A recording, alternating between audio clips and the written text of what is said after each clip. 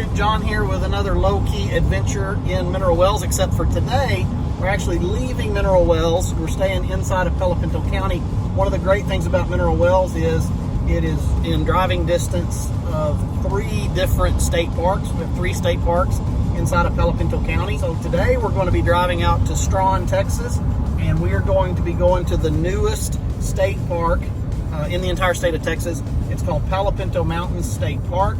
And as you drive west of Mineral Wells out into the county, you go out into these great little hills that we call the Pinto Mountains. I think mountains may be a generous term. Anyway, Pinto Mountains State Park is brand new. It is being developed as we speak. The state legislature has allocated funding to begin cutting roads and putting in all the different features that we're accustomed to seeing at state parks. It is very wild, natural land. It's really pretty land. A lot of beautiful scenery and wildlife and all the things that make Texas state parks great you will find at Pinto Mountains State Park. So I have a real treat today because the superintendent of the state park has invited me or allowed me to come out and ride around with him on a tour of Pinto Mountains State Park, so we can see all over that place. And it's a big place. It's, I think, 2,000 acres, something like that. And so we're going to jump in the truck with James Adams is his name. He is a graduate of Mineral Wells High School and probably speaks fluent Spanish because he had a wonderful Spanish teacher when he was a student at Mineral Wells High School. So anyway, I probably gave him better grades than he deserved, so he's returning the favor today by giving me a tour. So it's going to be a lot of fun. Really look forward to riding around with James. He's a great guy, and this is going to be a real treasure right here in our backyard for those of us that live in and around Mineral Wells. It's going to be fun to watch this state park take shape. I think a lot of this area, obviously, if you know anything about Strawn, Texas, you know it's the home of Mary's Cafe and their fantastic and huge chicken fried steak. But just the drive out to these places like Gordon and Strawn out in Pinto County, beautiful, beautiful drives, lots of green trees and mountains. And anyway, looking forward to a really good time. I'm glad we get to do this.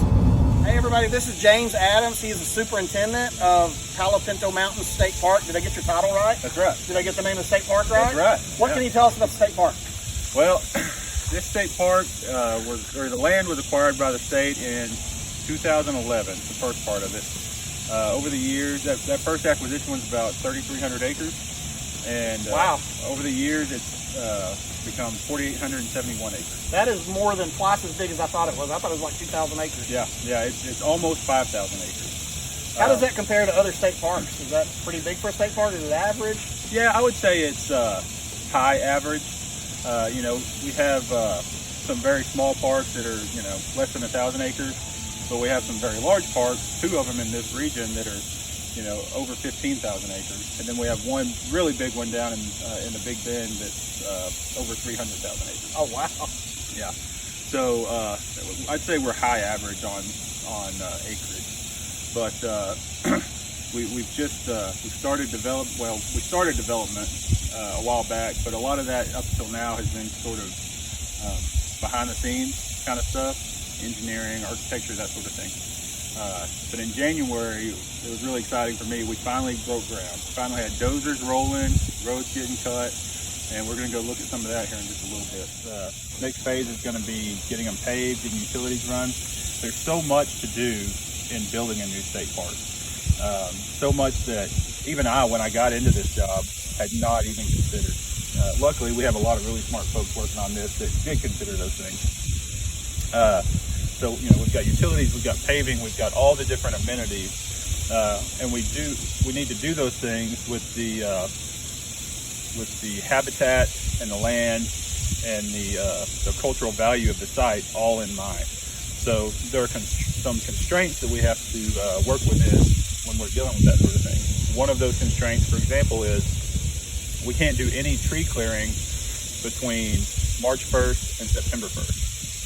So why is that? That is golden cheek warbler nesting season. Okay. So during golden cheek warbler nesting season, which we have a ton of the habitat out here, we can't be knocking down trees because you don't want to knock down a tree with a nest of an endangered bird in it. Makes sense. Right. So working within those constraints can pose challenges. For example, if we hadn't gotten the clearing done by March 1st for the road, that's a 6-month delay.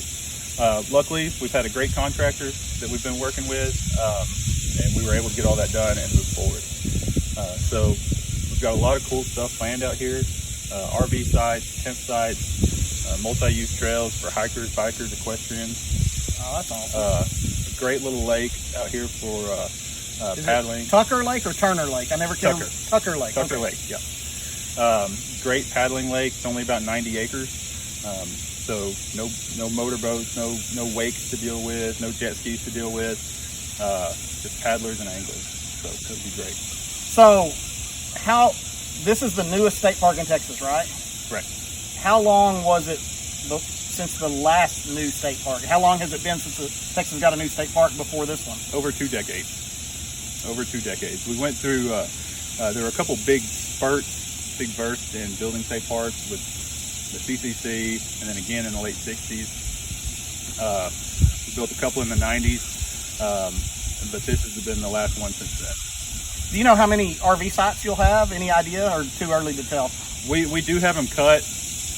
The RV sites, I believe we'll have about 30 up on top of a ridge, and then we'll have another 9 or 10 that are equipped for equestrian users that are down just below the dam of the lake.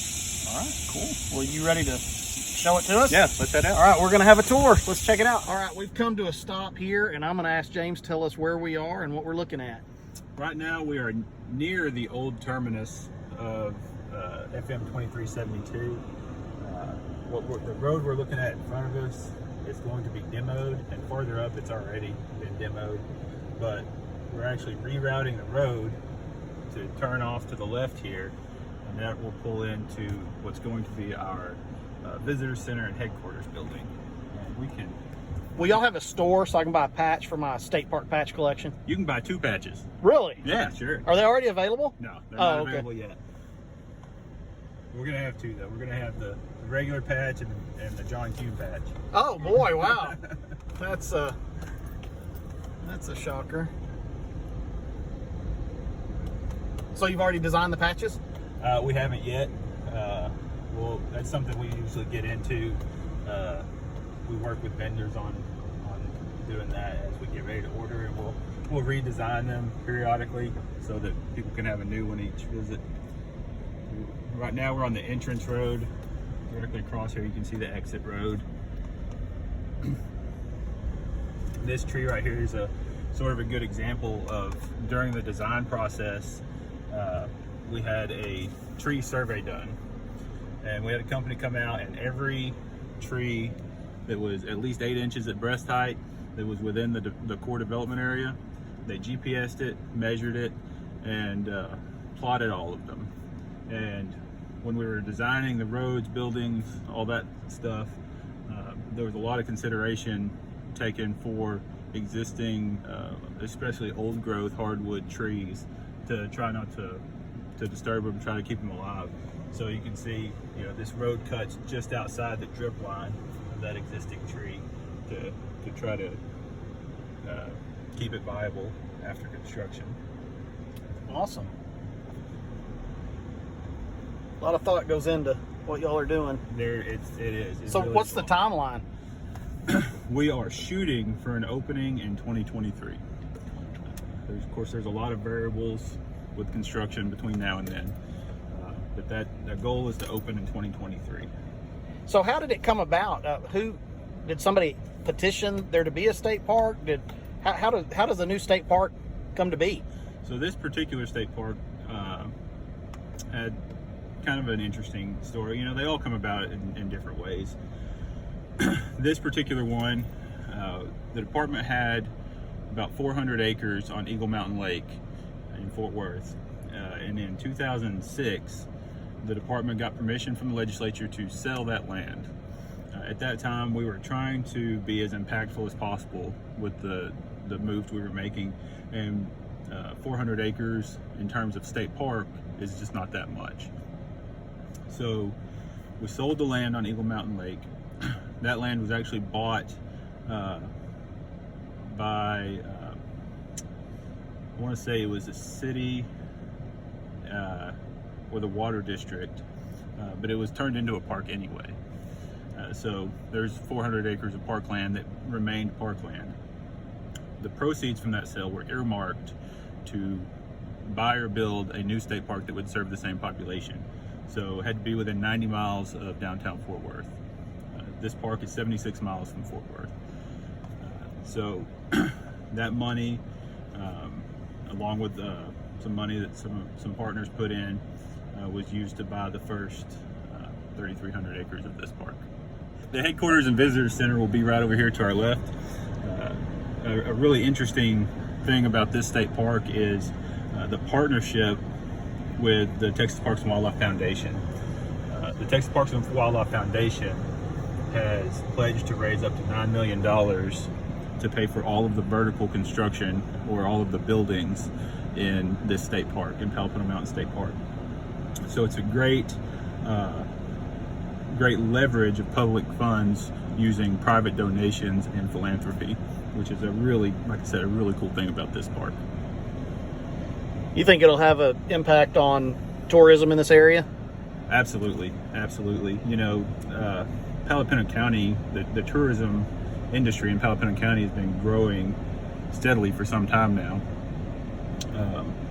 But I think that our economic impact studies that have been done are pretty clear with the impact that state parks have on local communities in terms of tourism dollars.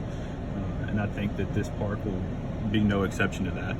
Right now we're estimating an annual visitation of about 75,000 people. Oh, wow. Yeah. That's a big number. Yeah. For Strawn, Texas. Yeah, absolutely. You know, what's the population of Strawn? 500? About 600. About 600, yeah. 75,000 is a big number.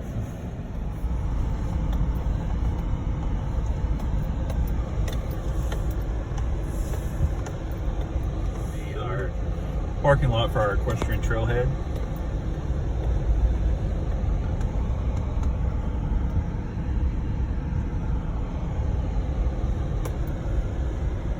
Here you'll see these big piles of rocks. These are rocks that were harvested and sorted from the road construction, and they've been saved to be used as different features in the construction of the park, whether it's furniture or bollards, car stops, outline border lines for campsites, all that sort of thing.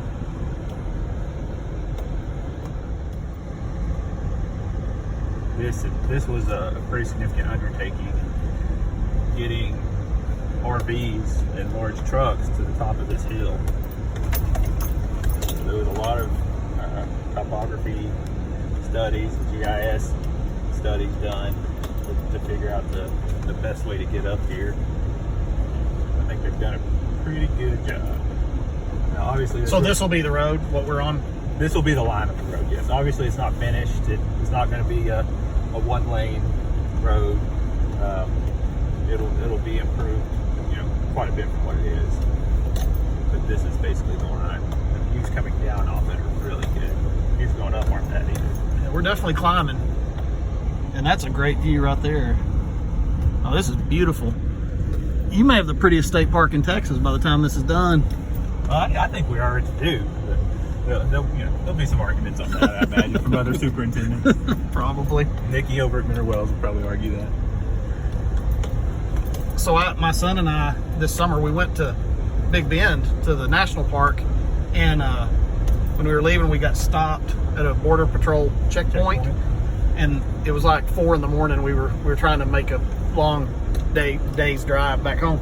Anyway, the border patrol agent asked where we were going to, and I said Mineral Wells, and there were 3 agents there, and one of them looked at me like, "Where's that?" And this other one, this lady border patrol agent, she goes, "Oh, they've got a beautiful state park there." And I said, "Yeah, we do." I was really nice, proud. yeah. She knew. She had trained at Fort Walters. She had done training there, and when she was here, she would go to the state park. It is a pretty state park. I love it. Nice views over there. Oh wow, yeah. I don't know if the camera does those justice. They're really pretty. You see a long way, and then sometimes you have a big view and then it's just flat and there's nothing to see. But here you've got this big view, and what you see is these rolling hills covered in green trees, which are probably greener than your average July because of all the rain. Yeah. but there's a lot of mix of different tree types on them too. So in the fall and the spring, you have a great mix of all the different colors generated by the different types of foliage. I'll have to make sure I come up here in the fall after you guys open. So what kind of wildlife is out here?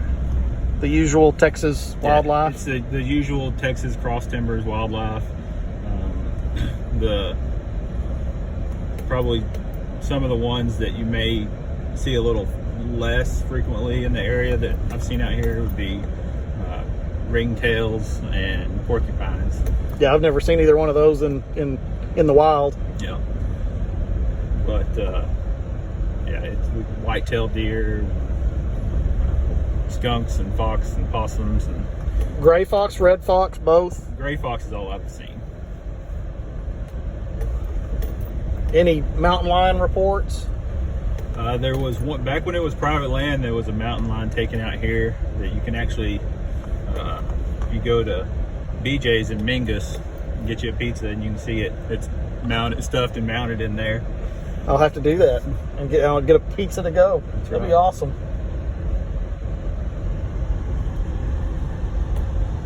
Man, this is just beautiful land out here. It's incredible.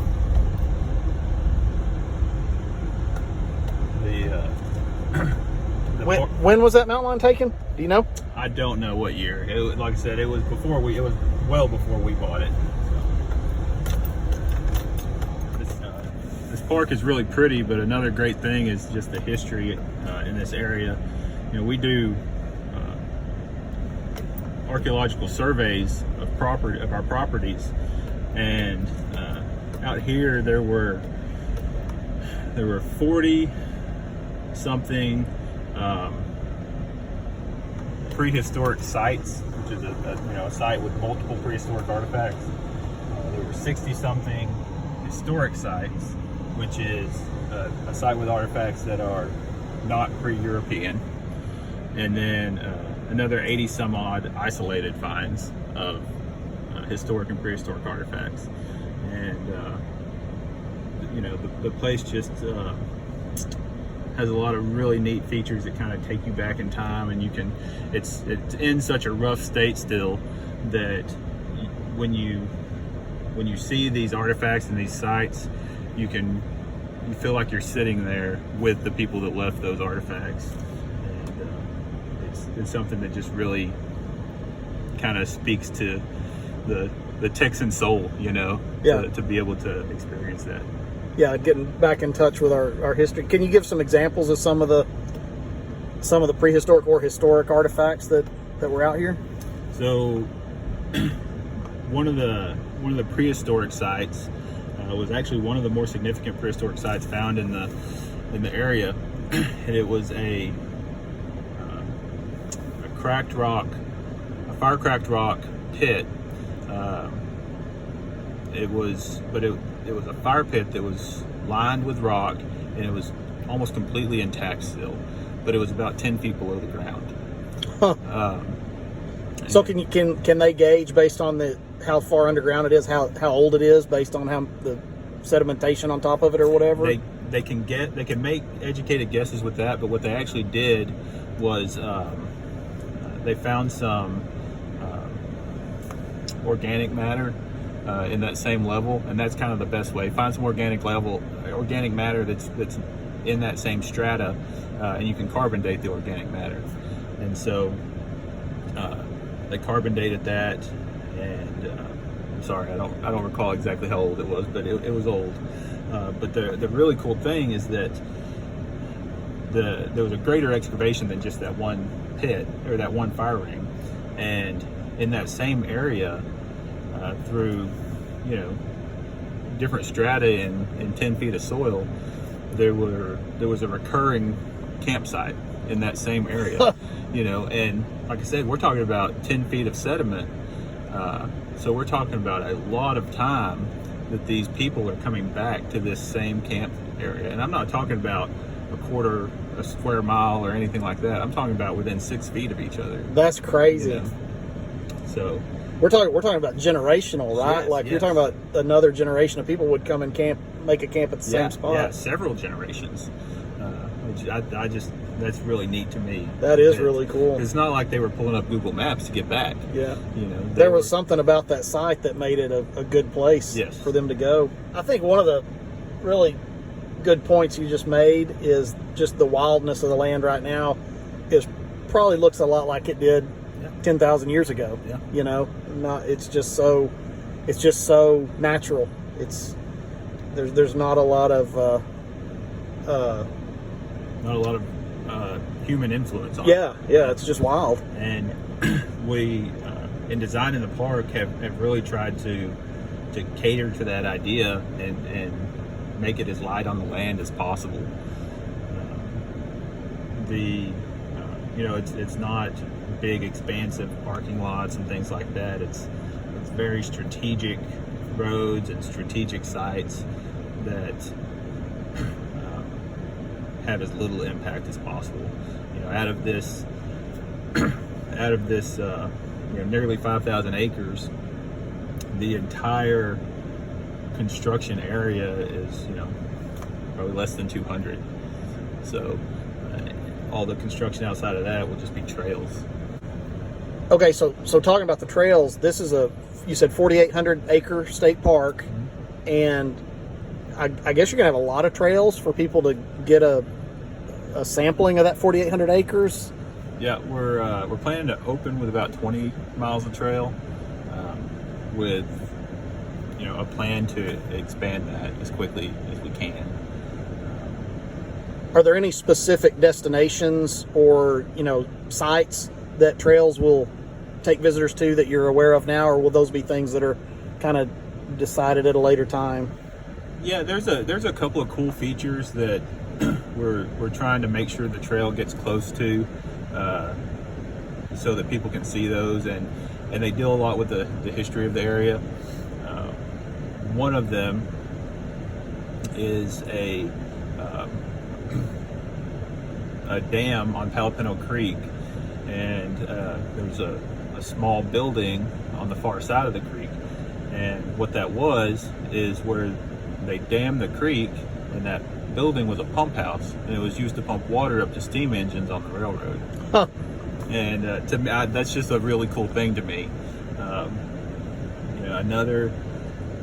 Another thing that we would like to try to get close to and let people experience is there's a rock oven out here that was built in about 1880 to 1890 that is almost completely intact still. And that was built by migrant railroad workers to cook while they were building the railroad. Oh, that's crazy. Huh.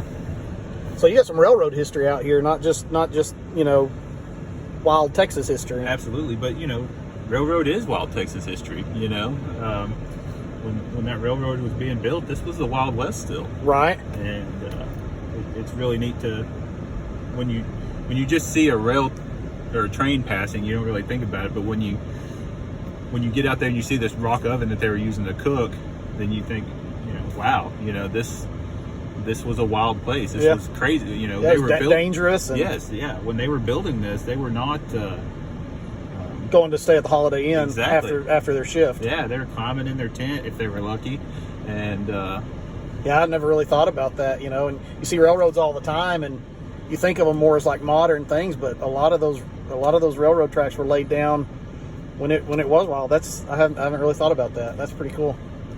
This is where our pavilion and ridgetop day use will be.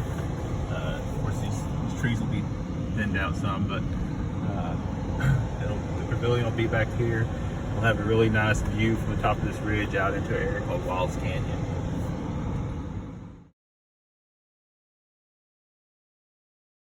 There's a lot more to Palo Mountain State Park than what I was able to get on this video in the short time we were out there today, but I can tell you that it is a breathtaking piece of land, and it's going to be a wonderful state park.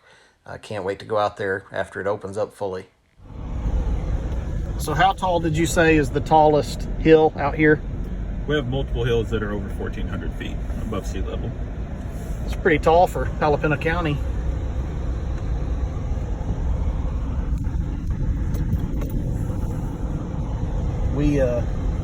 we climbed up on this road, and there's still a hill right behind these trees that is higher than we are, and we climbed what felt like a pretty good hill. That hill right there, it's pretty tall. They've cut in a lot of roads. This is impressive. This will be the parking for our trailhead, our hike and bike trailhead, and backpack camping. So we'll have some backpack camping sites that are primitive and about a probably 2-mile hike or so from this parking lot.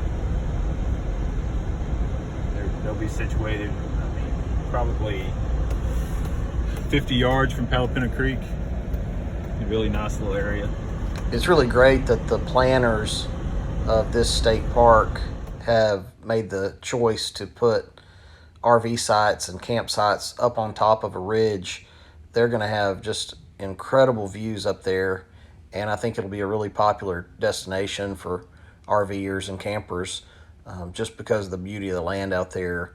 A lot of people don't realize that there's something like the hill country as close to the Metroplex as we are. Well, that's going to do it for today's Mineral Wells adventure. I hope you enjoyed it. Really appreciate James for showing us around, and I hope you get a chance someday to go out there to the state park and enjoy it for yourself.